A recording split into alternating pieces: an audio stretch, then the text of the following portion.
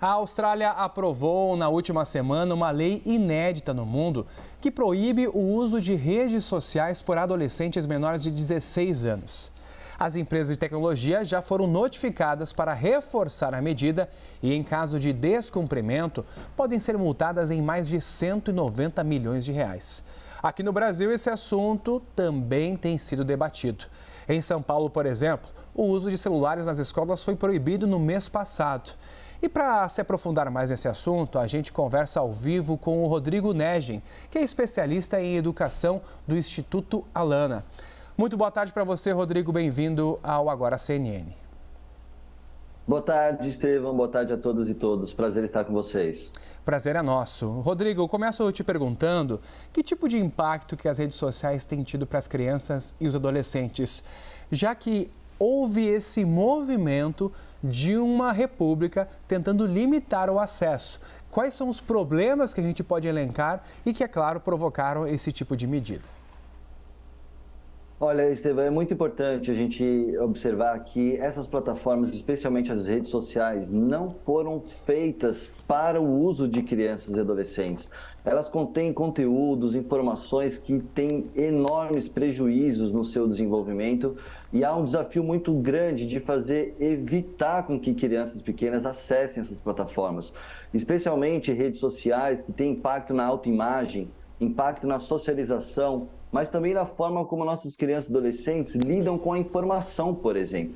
Além de todas as questões das informações falsas, a gente está falando de cérebros que estão em pleno desenvolvimento, mas eles estão, ao mesmo tempo em que a gente vê os dados no Brasil e em outros países, a leitura caindo entre crianças e adolescentes também, essas gerações têm naturalizado um contato muito acelerado e fragmentado com as informações, como são os modelos das redes sociais, que têm impactos profundos, não só na forma como socializam, mas também na forma como aprendem, além dos impactos também no sedentarismo e na saúde mental, que tem gerado bastante preocupação em todo o mundo. No Brasil não é diferente. A gente tem uma pesquisa no Instituto Alana em que 9 em cada 10 brasileiras e brasileiros reconhecem que há um problema quando a gente pensa o uso das redes sociais por crianças e adolescentes.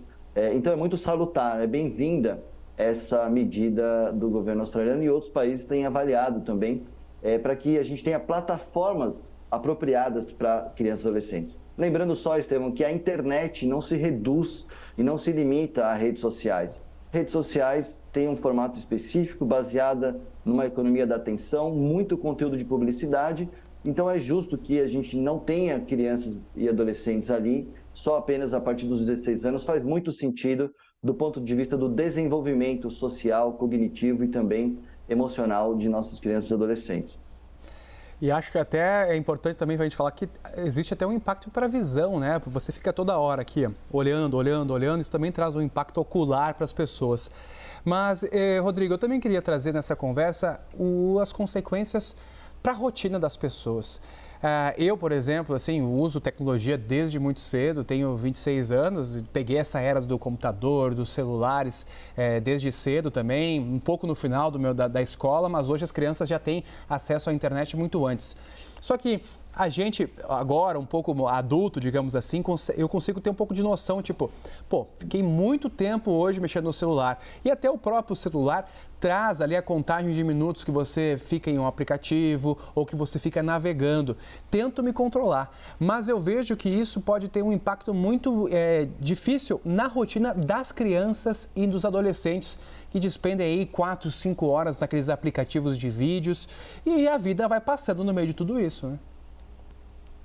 Justamente, Estevão, você toca num ponto que é fundamental. Se é difícil para nós adultos ter esse autocontrole, a gente tem que lembrar que crianças e adolescentes estão em pleno desenvolvimento também do seu cérebro, seus mecanismos de controle dos impulsos, os seus mecanismos de controle das emoções estão em desenvolvimento.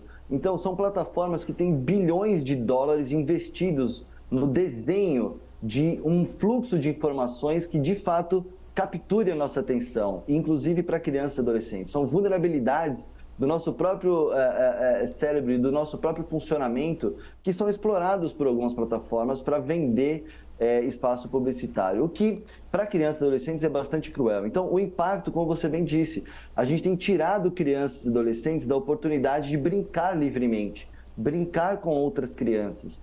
A gente já vê no Brasil e em outros países relatórios aqui da Sociedade de Pediatria no Brasil, que tem feito um trabalho muito importante, mostrando os prejuízos nas relações de amizade, dificuldade das crianças de iniciarem uma brincadeira, de iniciarem uma conversa e um certo isolamento social que tem esse amparo do isolamento provocado pelo uso do celular.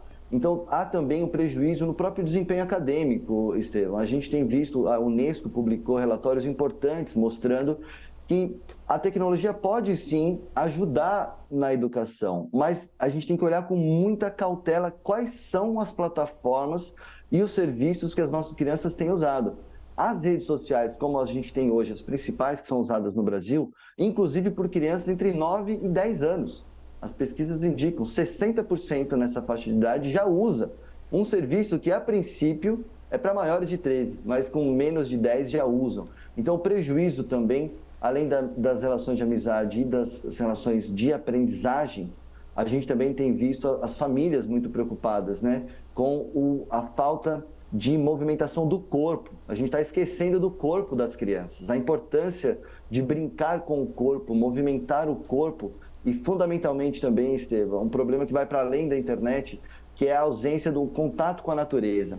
Crianças, muitas vezes numa região urbana muito violenta, que tem apenas o celular ou apenas a internet como espaço de lazer, de entretenimento, e a gente precisa, com urgência, repensar isso.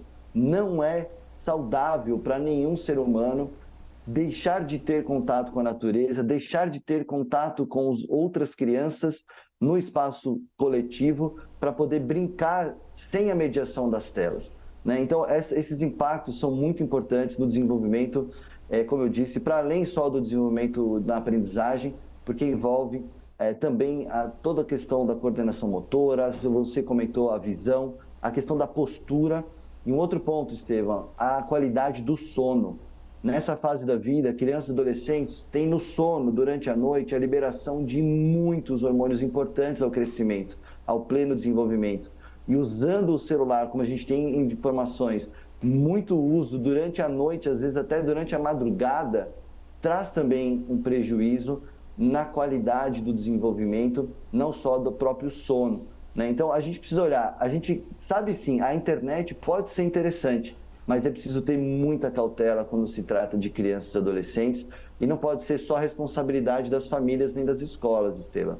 As próprias empresas que criam essas plataformas têm o dever de cuidar para que crianças menores não estejam nesses lugares e que esses lugares sejam lugares mais saudáveis para todos nós, inclusive adultos que temos dificuldade de controlar o tempo de uso e a qualidade desse uso para além do tempo. Menos telas, mais vida real. Rodrigo, muito obrigado pela sua participação com a gente aqui no Agora CNN, uma conversa muito importante e que esperamos que tenha resultado na educação das nossas crianças. Agradeço demais. Protegendo as nossas crianças na internet e não da internet, a gente consegue ficar com as boas oportunidades que as tecnologias têm para todas as idades. Obrigado.